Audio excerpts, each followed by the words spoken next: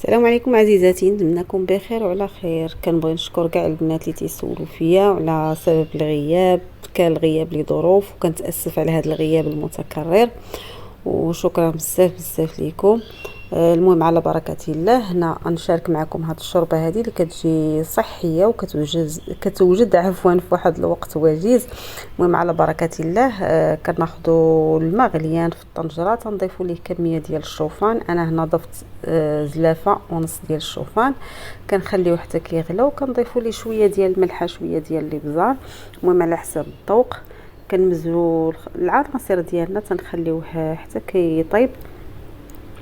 كنضيفوا ليه 2 معالق تقريبا كبار ديال الزنجلان، كيعطيوه واحد المذاق زوين. تنعرفوا ان الزنجلان راه صحي ومفيد. وكنضيفوا معلقه صغيره ديال الزعتر من بعد ما نكونوا حكيناه بين كفوف ايدينا.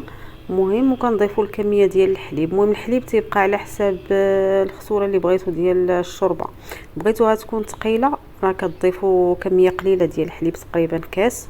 بغيتوها تكون خفيفه شويه كتضيفوا تقريبا نصف لتر ديال الحليب، وكتخليوه حتى يغلى الحليب. كطيب الشوربه تتقدموها كتجي زوينه صراحه. تصلح للفطور او للغودي العشاء. كتجي زوينه صراحه.